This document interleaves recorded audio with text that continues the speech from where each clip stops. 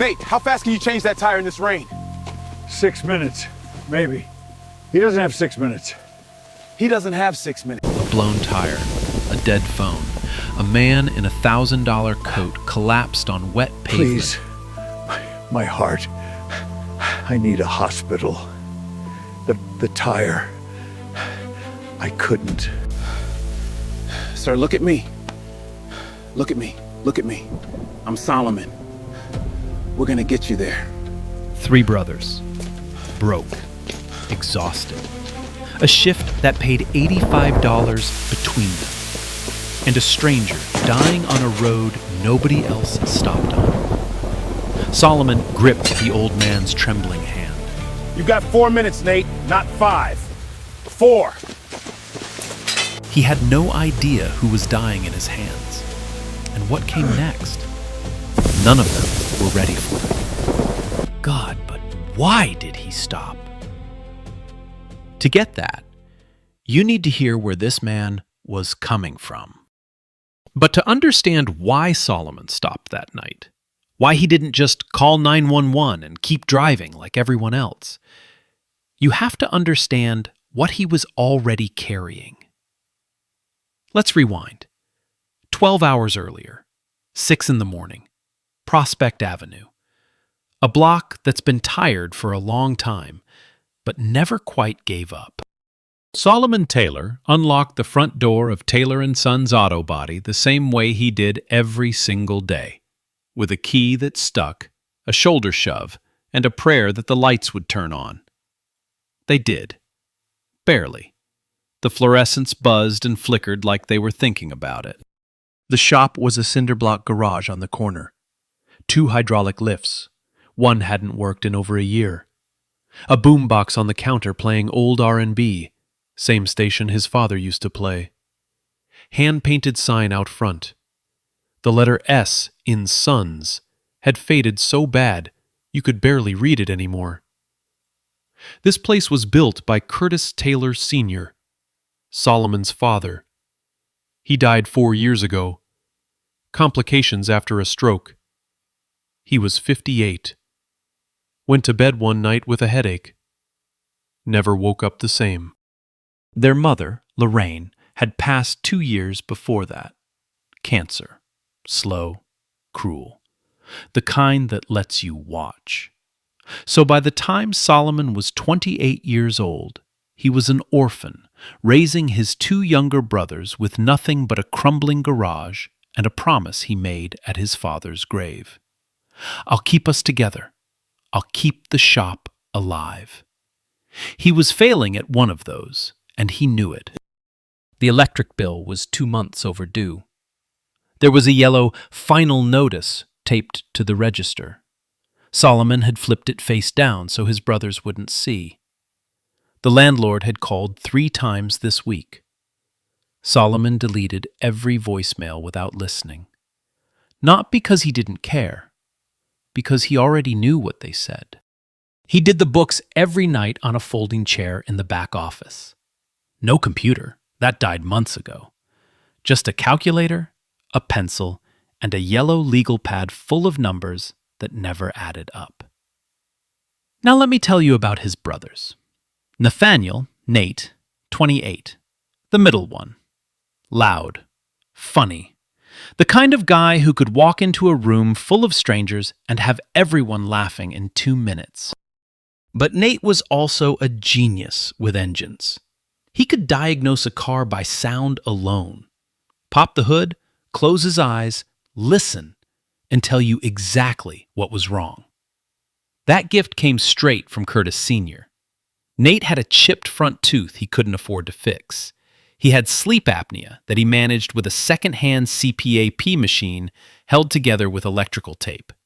And he had 2 years of volunteer EMT training, back when the neighborhood program still had funding. He called Solomon old man, even though Saul was only 4 years older. Then there was Caleb, 22, the youngest, quiet, thoughtful, always sketching in a composition notebook, bridges, buildings, structures.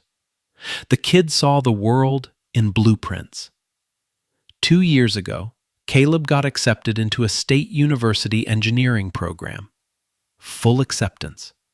His ticket out. He deferred because the family couldn't afford tuition. And Solomon couldn't say, "Go, we'll figure it out," because there was nothing to figure out. The money wasn't there. So Caleb sat at the front desk of the shop, answered a phone that barely rang, told himself he'd go back next year. He'd been saying that for 2 years. It wasn't bitterness. It was something quieter than that.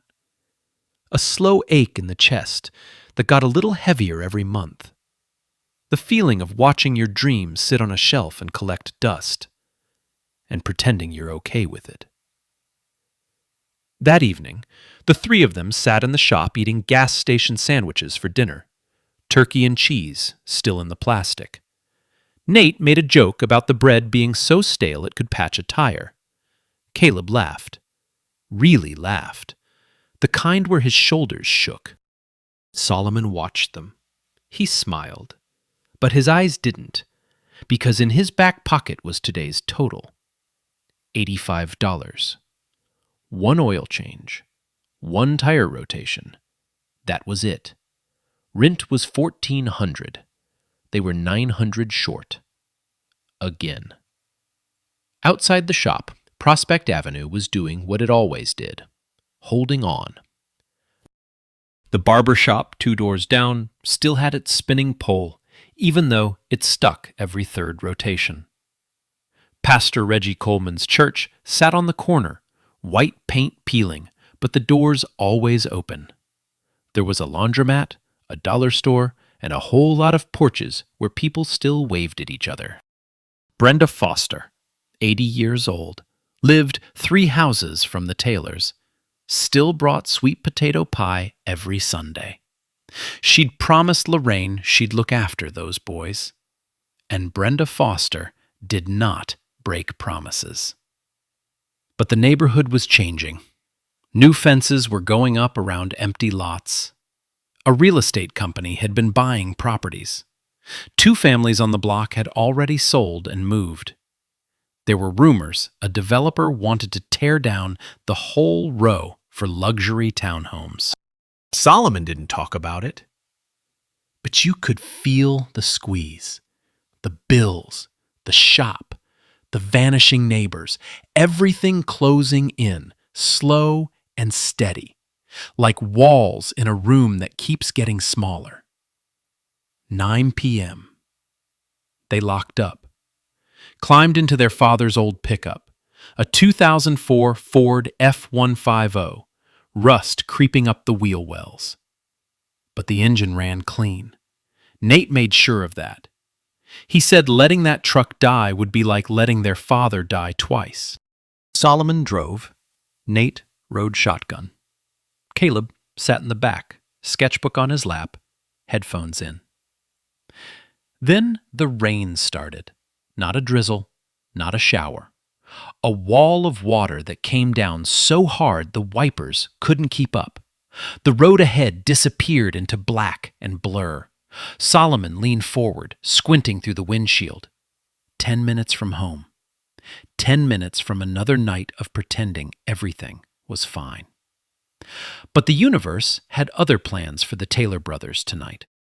And what they were about to see on Route 31, what most people would have driven right past, was going to change the rest of their lives. Now, what they saw on the side of Route 31 would have made most people call 911 and keep driving.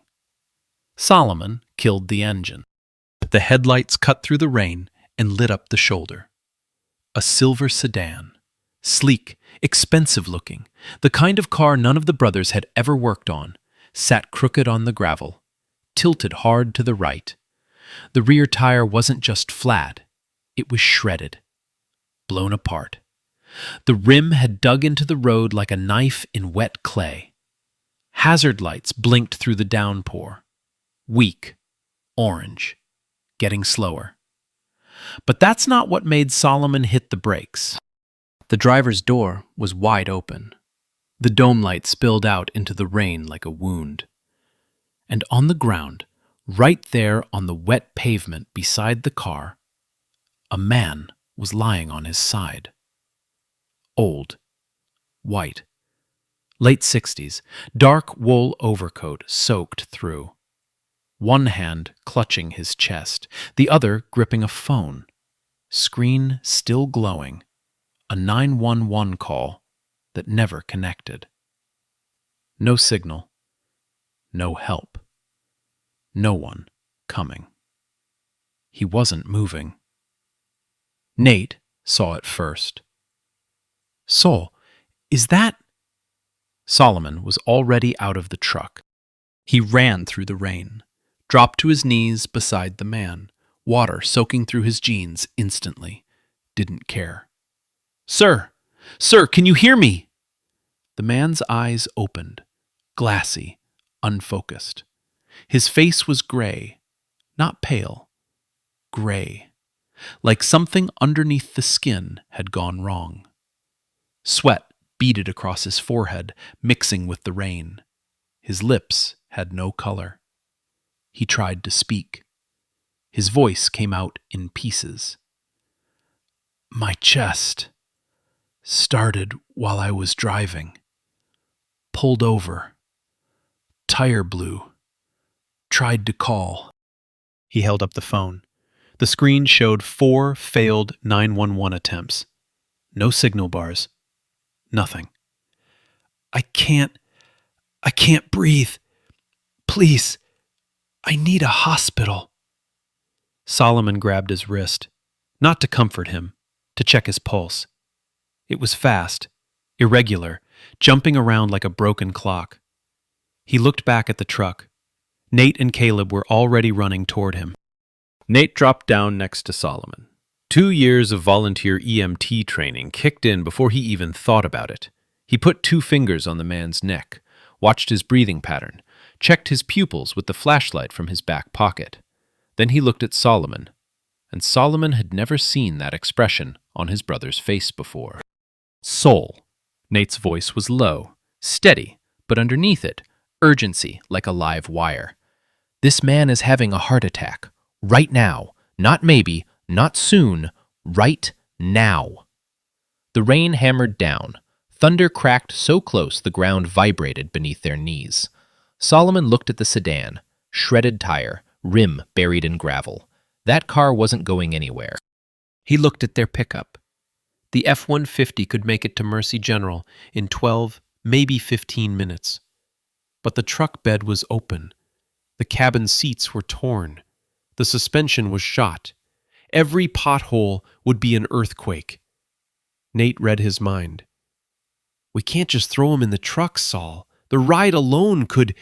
If there's a clot moving, the jarring could... He didn't finish the sentence. He didn't have to. Solomon understood. The sedan had reclining seats, climate control, a suspension that could glide over broken glass. If they could get that car moving, even on a temporary spare, it was this man's best chance. He stared at the shredded tire, stared at the rim dug into gravel, stared at a repair that would normally take 15 minutes in a shop with dry ground and good light. They didn't have 15 minutes. How fast can you change that tire? Nate didn't hesitate. Give me Caleb in 4 minutes. Solomon shook his head. You've got 3. Caleb was already sprinting to the truck bed. He yanked out the floor jack, the tire iron, the emergency kit. His foot slipped on the wet gravel. He went down hard, knee hitting the road, got up, didn't stop, kept running. Nate was flat on his stomach in 2 inches of standing water, checking under the sedan for the spare. Found it. Compact temporary. Small, not ideal, but enough to hold. The clock started. And here's what made it worse. What turned an emergency into something almost impossible. The man on the ground, this stranger they didn't know, had never met, would probably never see again. He was gripping Solomon's hand like it was the only thing keeping him on this side of the line. And Solomon couldn't help with the tire, because if he let go, If this man's eyes closed and nobody was there talking him through each breath, those eyes might not open again. So Solomon stayed, on his knees, in the rain, holding a dying stranger's hand while his brothers fought a clock they couldn't see. 3 minutes. That's all that stood between this man's heartbeat and silence. And the only people in the world who could close that gap were 3 brothers who couldn't even make rent. But here's the thing about the Taylor brothers. They've been fixing cars since before they could drive, changing tires in their sleep, diagnosing engines by sound, working with busted tools and no budget, and making it work anyway. Tonight, for the first time, fixing a car wasn't about money. It was about a man's heartbeat. Nate moved fast, the kind of fast that only comes from doing something 10,000 times. He was flat on the wet ground, rain hammering his back, flashlight clenched between his teeth. His fingers found the spare tire bracket under the sedan, twisted the release bolt. The compact spare dropped into his arms in 40 seconds. A normal mechanic? 3 minutes minimum. Nate did it in 40 seconds. Caleb, Jack, right here, right now. Caleb slid the floor jack under the frame, pumped the handle. The car started to rise. Then the jack slipped on the wet gravel. The sedan lurched sideways. Metal groaned. "Hold it! Hold it!" Caleb threw his weight onto the jack, steadied it, pumped again. The car rose, held. Nate grabbed the tire iron, 4 lug nuts. He hit the first one. It spun free. Second one, free. Third one, free. Fourth one, rusted, seized, didn't move. Nate gritted his teeth, pulled harder. The tire iron slipped off the nut, and his hand slammed into the jagged edge of the blown rim. Metal sliced across his palm like a razor. Blood, instant, mixing with the rain. Caleb sawed. "Nate, your hand!" Nate didn't even look down. He grabbed a shop rag from his back pocket, wrapped his hand in one motion, teeth pulling the knot tight, and put the tire iron back on the nut. "Hold the light steady. Don't move." He leaned his full weight onto the iron. Caleb stepped on it too. Both of them. Everything they had. 1 second. 2. 3. Crack! The rust broke. The nut turned.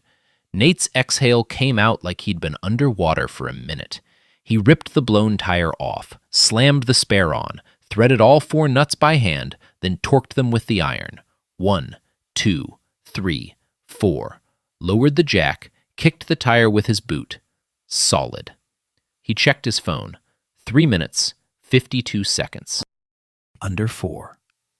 Just like Solomon asked. While Nate and Caleb fought the tire, Solomon was fighting a different battle. He sat on the wet pavement beside the man, rain pouring over both of them. Solomon had taken off his jacket and draped it across the stranger's chest, even though that left him in nothing but a soaked t-shirt. He didn't care. The man was shivering. That mattered more. "Sir, what's your name?" The man's voice came out thin, broken. "George." "George, I'm Solomon. My brothers are changing your tire right now. We're going to get you to Mercy General. But I need you to stay with me. Can you do that?" George nodded. Barely. "Breathe with me. In and out. In and out. That's it. Good. Keep going." Solomon held George's wrist. Not for comfort this time. He was counting the pulse. Under the dim glow of the sedan's dome light, something caught his eye. A watch on George's wrist. Not a regular watch. The face gleamed. Platinum, maybe, with hands that glowed faint blue in the dark. Solomon had seen a lot of watches come through the shop. Cheap ones, knockoffs, gas station specials. This was none of those. He didn't think about it. He was counting heartbeats. but the detail registered, somewhere in the back of his mind, filed away without a label. George's breathing got worse, shorter, faster. His hand squeezed Solomon's so hard the knuckles went white. "My daughter, Diane. You have to tell her." "You're going to tell her yourself, George. Stay with me." Then George's phone lit up. A call coming in. The screen read, "Diane, office." Solomon grabbed it. Answered. A woman's voice, sharp, commanding. The kind of voice used to running things. "Dad? The board is waiting. Where are you?" Solomon kept his voice steady. "Ma'am? This is Solomon Taylor. Your father is having a medical emergency on Route 31. We're bringing him to Mercy General right now." Silence on the other end. 1 second. 2. Then the voice cracked wide open. Every ounce of authority dissolved. Just a daughter. Just fear. "Oh God, is he, please, is he?" "He's conscious. We've got him. Meet us at the ER." Solomon hung up. George was looking at him, eyes wet, and not from the rain. "Thank you," George whispered. "Don't thank me yet. We're not done." Nate came sprinting around the car, hand wrapped in a blood-soaked rag, rain streaming down his face. "Tire's done! Let's go!" They moved like a machine. Solomon lifted George, carefully, one arm under his shoulders, one under his knees, and placed him in the back seat of the sedan. Caleb slid in beside him, put a hand on the old man's shoulder. "Stay with us, George. Stay right here." Solomon took the driver's seat.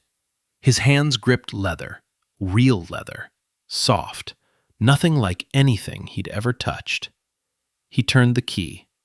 The engine came alive, smooth, powerful, quiet in a way that felt almost unnatural after years of listening to the F-150 rattle and cough.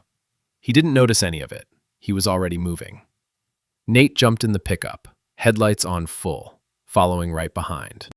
Shortcuts, fast beats, the sedan hydroplaning through flooded intersections.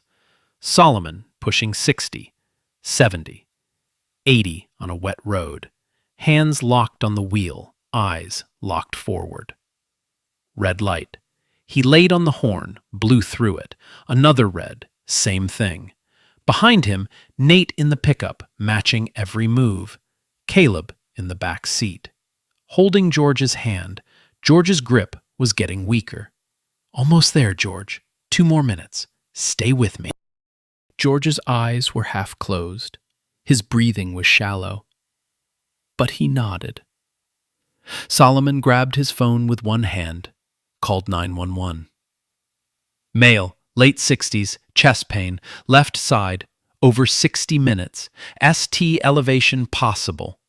We're 3 minutes from Mercy General. Have a team ready." The operator started asking questions.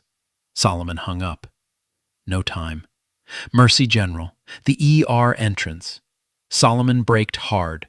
The sedan slid to a stop under the fluorescent lights.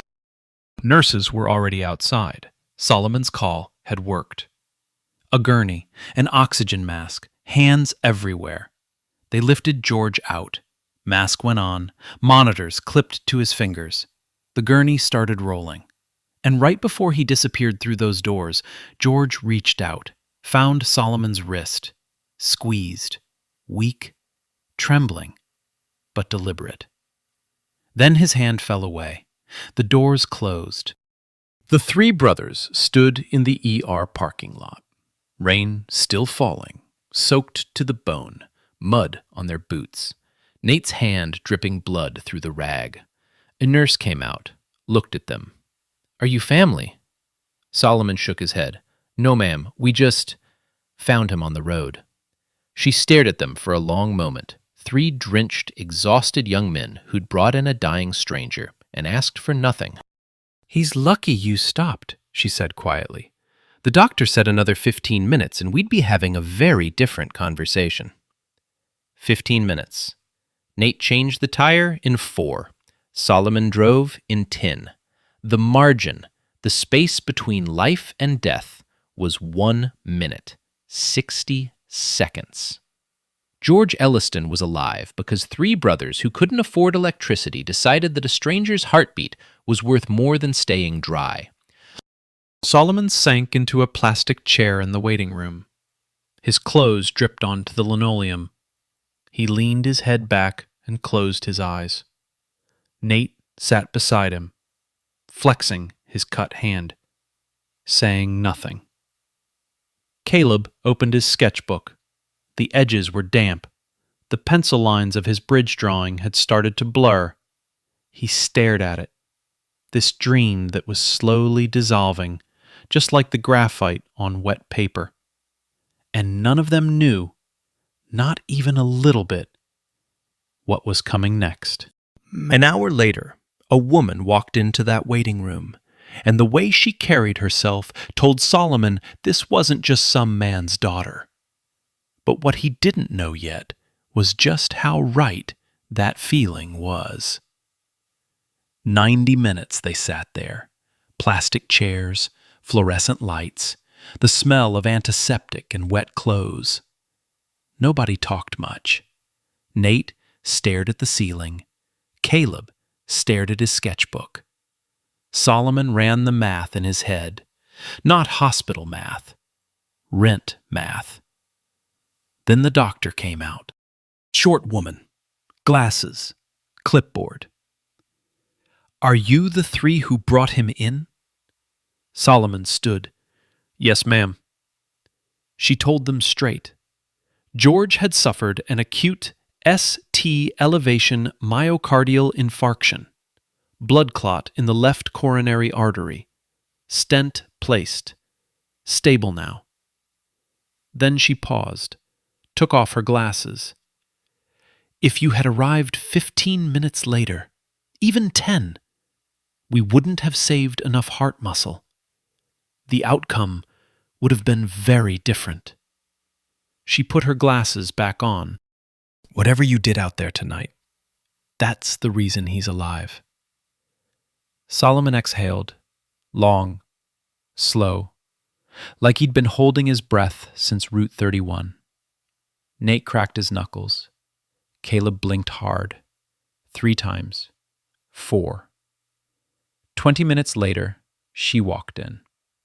Diane Elliston. Early 40s. Sharp blazer over jeans. Hair pulled back. Eyes red, but jaw set. She blew past the brothers. Disappeared into George's room. When she came out, 20 minutes later, she walked straight to Solomon. "You're the ones who brought him in?" "Yes, ma'am." Firm handshake. Practiced. The handshake of someone who shakes 100 hands a week. "I'm his daughter, Diane." No last name. She looked at Nate's bandaged hand, their soaked clothes, the mud on their boots. "Please, tell me what I owe you. The tire, the drive, everything. Name any number." She pulled out a checkbook, leather-bound, monogrammed. Solomon stood, a full head taller, voice calm but final.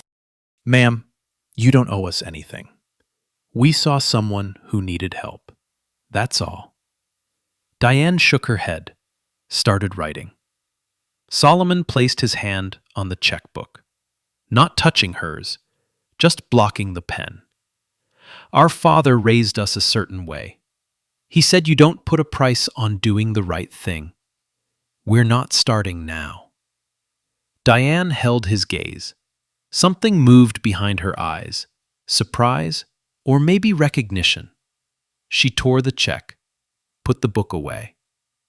"He raised you well," she said quietly. Nate, from his plastic chair. "He raised us loud too. You should hear Saul sing in the shower." Caleb laughed. Diane cracked the smallest smile of the night. On their way out, Caleb remembered his jacket in the sedan, jogged to the parking lot, opened the back door. There, on the seat, a handkerchief. Cream-colored linen, navy stitching, a monogram in the corner, G-W-E. Caleb pocketed it, Figured he'd return it later. Didn't think twice about those initials. But you should.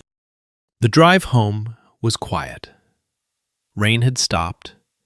Air smelled like wet pavement and cut grass. Solomon drove, windows down. For the first time in months, his shoulders weren't tight. He didn't know why. But something had shifted out on that road. Like maybe keeping his father's promise wasn't just about the shop. Maybe it was about showing up. About stopping when everyone else drives past. He didn't say any of this out loud, but Nate glanced over and saw it on his face. And for once, Nate didn't make a joke. They went to bed thinking it was over. Just another Friday night. A flat tire, a sick man, a trip to the ER. Done. But Solomon couldn't sleep. He lay in bed, staring at the ceiling. The house was small. 3 bedrooms, 1 bathroom, a kitchen that hadn't been updated since the 90s. Caleb's room was across the hall. Nate's was next to the bathroom. Solomon could hear Nate's CPAP machine wheezing through the wall, that taped-together thing rattling like it might give up any night now. But that's not what kept him awake. It was the man, George. Something didn't fit. The watch on his wrist. Solomon had held that wrist, counted the pulse, and even in the dark, in the rain, in the middle of everything, that watch stood out. It wasn't a department store piece. It wasn't even a nice piece. It was something else entirely. Something Solomon had only ever seen behind glass. Then there was the phone call. Diane's voice before she knew what was happening. Not a daughter checking in. A voice used to giving orders. The board is waiting. The board. And the sedan itself. Solomon had driven it to the hospital. He'd been too focused to think about it then, but now, lying in bed, the memory of that steering wheel, that engine, that ride. He'd never felt anything like it. None of it matched an old man with a flat tire on a back road. Solomon picked up his phone, typed 3 letters into Google. GWE. Too vague. A million results. Nothing useful. He deleted it. Put the phone on the nightstand. Told himself it didn't matter. The man was alive. That's what mattered. He closed his eyes, opened them, picked up the phone again. Morning, Saturday. Sunlight through dirty blinds. Caleb was in the kitchen making eggs. Nate was on the couch, hand freshly bandaged with actual gauze now, watching sports highlights on the old TV. Solomon walked out to the front porch with a cup of coffee, took a sip, looked out at the street, and stopped. At the end of the block, a black SUV, engine running, tinted windows, just sitting there. Solomon watched it for a full minute. It didn't move. He went back inside. Didn't mention it. Poured more coffee. Glanced through the kitchen window. Another one. Parked on the cross street. Nate called from the couch. "Sol, you good?" "Yeah, fine." The handkerchief was on the kitchen table where Caleb had left it last night. Solomon picked it up, turned it over, ran his thumb across the stitching. GWE. This time, he didn't type 3 letters. He typed a full name. George W. Elliston. The screen filled with results, images, headlines, Forbes lists, and Solomon Taylor's hands started shaking. Not from the cold, not from exhaustion, because he had just realized exactly who was dying in his arms last night. Because the man gasping for air on the pavement, the man whose pulse Solomon counted with grease-stained fingers, the man whose hand Caleb held in the dark back seat of a speeding sedan, He wasn't just some traveler with bad luck. He was George William Elliston. And when you hear what that name means, you'll understand why 10 black SUVs were parked on Prospect Avenue. Solomon stared at his phone, scrolled slowly. Each swipe hit harder than the last. George William Elliston, founder and chairman of Elliston Automotive Holdings, one of the largest privately owned automotive conglomerates in the southeastern United States. 38 luxury dealerships across 9 states. A parts manufacturing division that supplied half the independent shops in the region. A philanthropic arm that had donated over $200 million to education and community development. Net worth, $2.4 billion. Billion with a B. Forbes profiles, magazine covers, photographs of George in tailored suits at galas, shaking hands with senators, ringing the opening bell at the stock exchange. And then, the image that stopped Solomon cold. A charity auction photo. George standing beside a display case. Inside the case, a platinum Patek Philippe watch. The same face, the same blue glow hands. The article caption listed the watch's value, $250,000. $250,000. On the wrist Solomon had grabbed to count a dying man's pulse. On the wrist that had been resting in Solomon's grease-stained, rain-soaked hand while he whispered, "Breathe with me, George." Solomon's shop couldn't make that in 3 years. He sank into a kitchen chair. The phone almost slipped from his fingers. Caleb came over, spatula still in hand. "Sol, what's wrong? You look like—" Solomon turned the phone around. Caleb's mouth opened, closed, opened again. Nothing came out. The spatula dripped egg onto the floor. Nate walked in from the living room, saw their faces. His grin disappeared. "What happened? Who died?" Solomon's voice was flat, quiet, the kind of quiet that comes right before everything changes. "Nobody died. That's the point." He paused. "We saved a billionaire last night, Nate." Silence. 3 brothers in a kitchen that hadn't been renovated since 1994, looking at Forbes photos of the man they'd pulled off a wet road 12 hours ago. Nate grabbed the phone, scrolled, his jaw tightened with every swipe.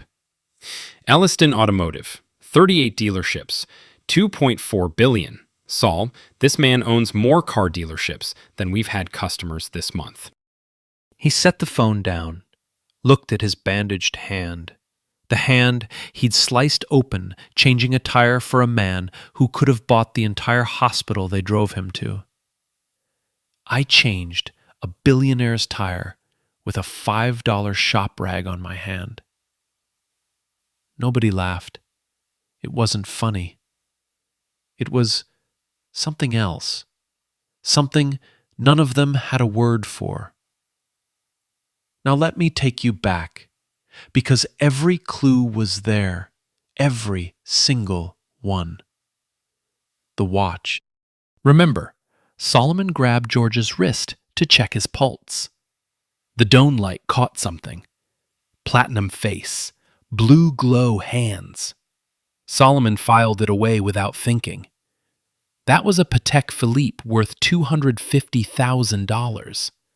George was wearing $250,000 on his wrist, while 3 men who were $900 short on rent worked to keep him alive. Solomon's oil-stained fingers had been pressed against a watch worth more than his house, his shop, and his truck combined. The phone call. Diane's voice. "The board is waiting. Where are you?" Not, "Are you coming to dinner?" Not, "The family's worried." The board. As in, The board of directors of a billion-dollar automotive empire. Diane wasn't just a worried daughter. She was the vice president of operations for Elliston Automotive Holdings. When Solomon told her about the emergency, the voice that cracked wasn't a VP's. It was a little girl's. But the voice before that, the one asking about the board, that was a woman who ran an empire. The handkerchief. G.W.E. George William Elliston. 3 letters embroidered in navy thread on cream linen, sitting on the Taylor brothers' kitchen table all night long. The answer had been right there, between the salt shaker and yesterday's mail. Every clue, earned, planted, paid off. Solomon looked out the window. 4 black SUVs on the street now, a 5th pulling in as he watched. Nate joined him at the glass. Sol, are those all the same? Black Cadillac Escalades, tinted windows, fleet plates. Identical. Across the street, Brenda Foster was standing on her porch in her housecoat, mouth wide open, coffee mug frozen halfway to her lips. She hollered across the road. Solomon Taylor, what on earth did you boys do? Solomon didn't have an answer. His phone rang. Unknown number. He picked up. A male voice. Professional. Controlled. The kind of voice that's paid to sound calm. Mr. Taylor, my name is Owen Whitfield. I'm head of security for the Elliston family. I'm parked outside your residence. Mr. Elliston was discharged this morning. He and his daughter would like to speak with you and your brothers this morning. Would you be available? Solomon looked at Nate, looked at Caleb, looked at the handkerchief on the table, looked out the window. 8 SUVs now. Yes, sir. We're available. He hung up. Nate was staring at him. So what do we do? Solomon set his coffee down. We go outside. The 3 brothers stepped onto the porch. The street had gone silent. Neighbors on porches, faces in windows, kids frozen on bikes. It felt like the whole block was holding a single breath. 2 more SUVs pulled in. That made 10. Doors opened. All of them. In unison. Men in dark suits stepped out and lined the cracked sidewalk like an honor guard. From the lead vehicle, Diane Elliston. Different from last night.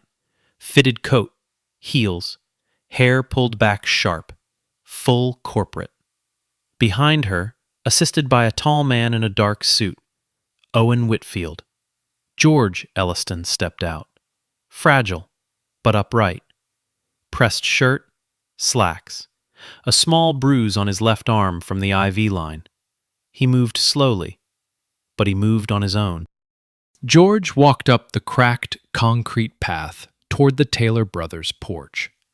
Stopped at the bottom of the 3 steps, looked up at Solomon, extended his hand.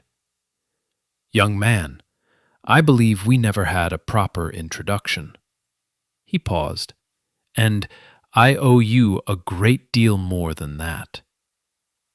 But George Elliston didn't drive across town with 10 SUVs just to shake hands.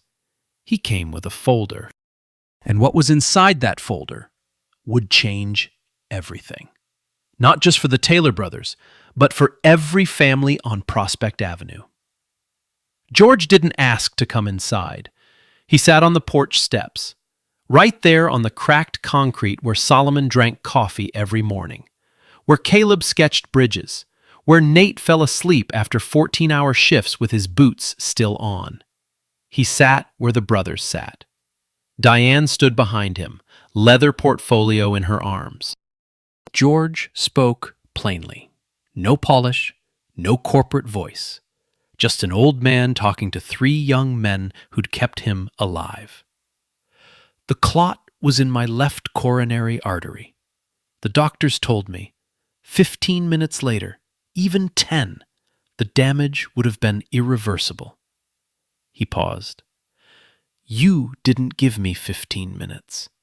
You gave me 60 years worth of Sundays with my grandchildren. Solomon shifted. He wasn't built for speeches or praise.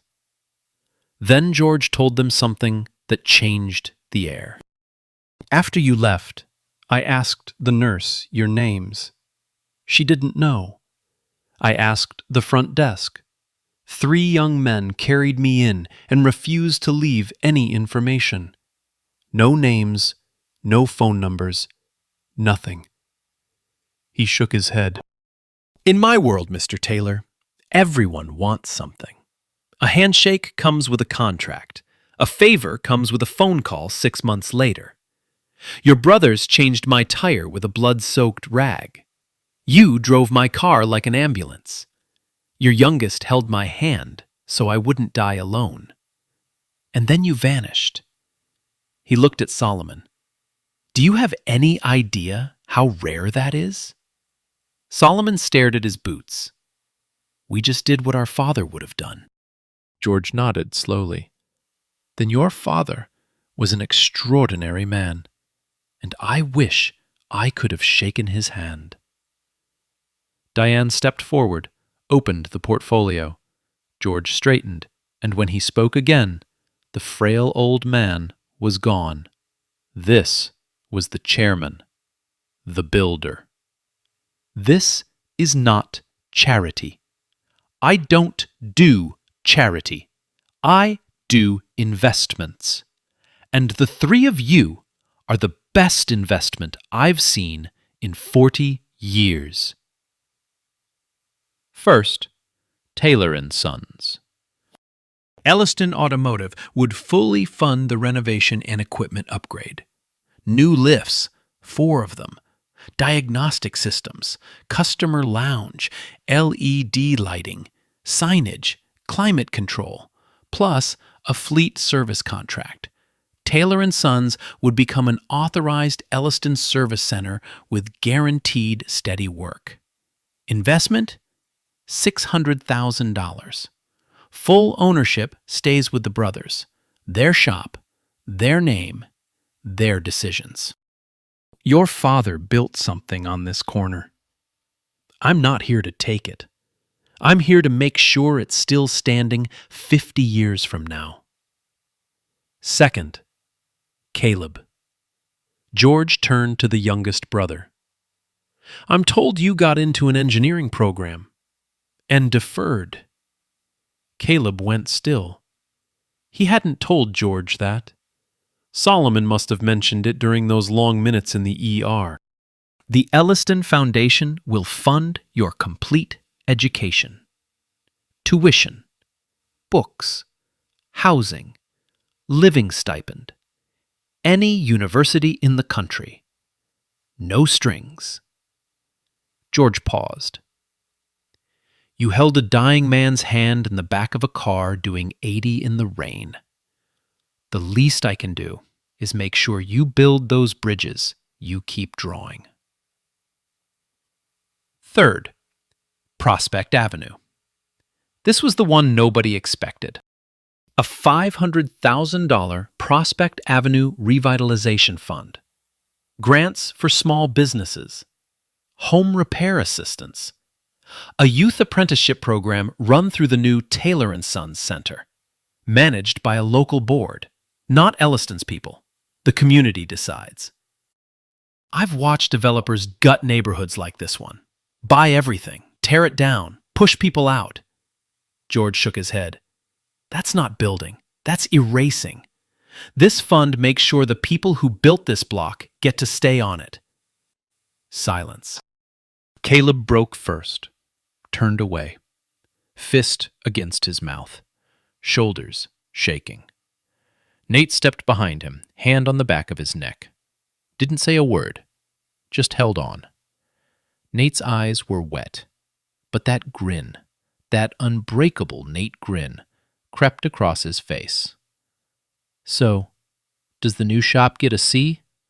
Because I've been asking Sol for 3 years, and this man keeps telling me to open a window. Laughter. Real laughter.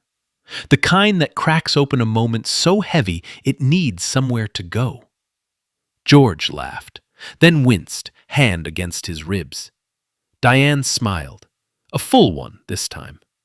Solomon was last. He looked down the street at the faded sign, looked at his brothers, looked at this man who 12 hours ago was dying in the rain, now sitting on his porch, offering to rebuild everything Solomon had been terrified of losing.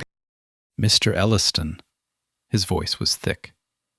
My father would have wanted me to say something wise right now, about blessings and hard work and God's timing. He stopped, swallowed. But honestly, sir?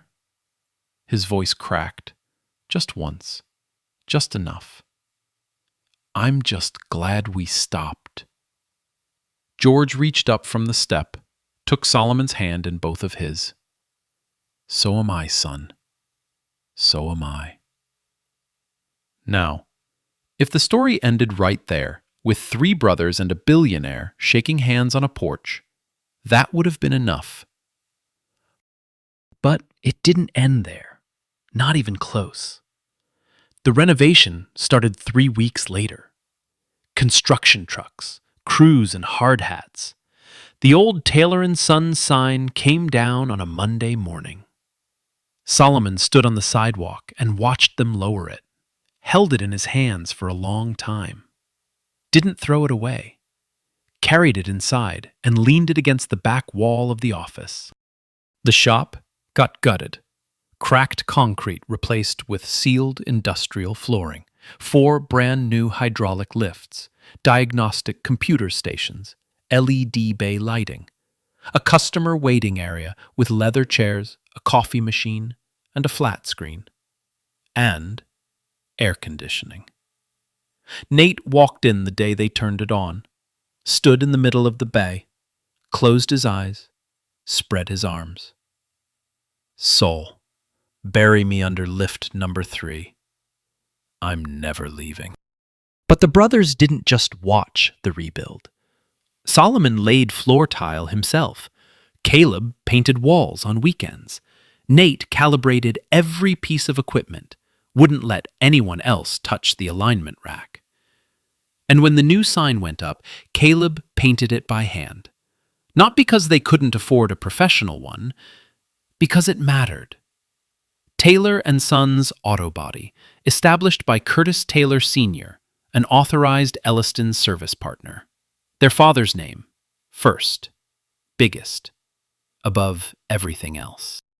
Grand reopening, a Saturday in September. Red ribbon across the bay doors. Pastor Reggie Coleman said a blessing that made half the block cry. Brenda Foster cut the ribbon, the brothers insisted. The street was packed. Neighbors from 3 blocks over. Kids running around. The barbershop owner brought a speaker playing old-school R&B, same station Curtis Sr. used to play. Janet Calloway from the Evening News did a live segment. She interviewed Solomon, his one and only interview. He said one thing that made the broadcast. This story isn't about us. It's about what this neighborhood has always been. People who show up for each other. Caleb left for university that fall. Didn't defer this time. Packed a single suitcase, composition notebook on top, and hugged his brothers in the driveway so long that Nate finally said, "Bro, the semester's gonna end before you get there." Engineering program. Full ride. Tuition, housing, books, living stipend, all covered. He called Solomon every Sunday night. Short conversations, full of silence. The kind of silence that says more than words ever could. That summer, he applied for an internship at Elliston's manufacturing division. Not through George, not through Diane. Regular application portal. Same process as everyone else. He got it on merit. The apprenticeship program launched in January. 8 young people from the neighborhood, ages 16 to 22. after-school hours in the new bays at Taylor & Sons. Nate taught them, and he was born for it. Patient, funny, exacting. He'd make a kid redo a brake job 3 times until it was perfect, then buy them a soda and tell them they were the best mechanic he'd ever seen. One kid, 17, almost a dropout, finished the program and landed a full-time job at a dealership across town. His mother came to graduation, cried so hard she couldn't speak, just hugged Nate and held on. Nate, for once, didn't crack a joke.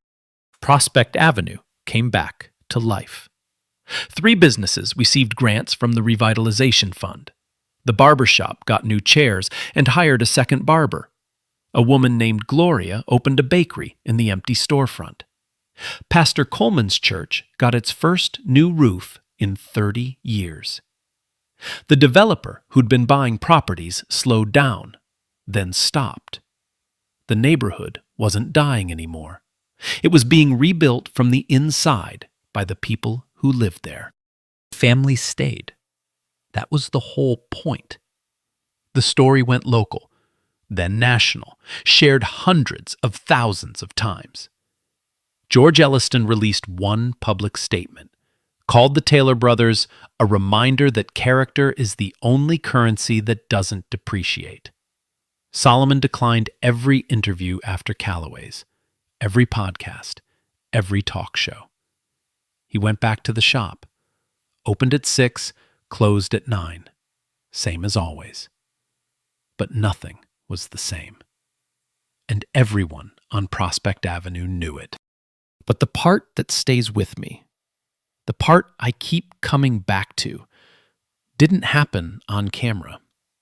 No news crew, no audience, no SUVs. It happened on a quiet Sunday. 6 months later. The shop was closed, bay doors open, late afternoon light pouring in across the new floors. Solomon was alone inside, wiping down equipment with a rag, the same way Curtis Sr. used to do it every Sunday. Slow, deliberate, almost like a prayer. The boombox sat on the counter, same spot as always, same R&B station. Some things you don't upgrade. A car pulled up outside. Silver sedan. Same model, same color. Solomon looked up. His hands went still. George Elliston stepped out, moving slower than before, a little thinner, but steady, upright, alone. No SUVs, no security, no Diane. Just an old man visiting a mechanic's shop on a Sunday. He walked into the bay, stopped, looked around at the lifts, the lights, the diagnostic screens, the sign on the wall. Then he said it, quiet, matter of fact, like reading a pressure gauge. Curtis would be proud. Solomon didn't answer right away. He set down the rag, walked over to the new coffee machine, poured 2 cups, handed one to George. They sat in the customer lounge, leather chairs that still smelled new, sunlight through clean windows, R&B playing low in the background.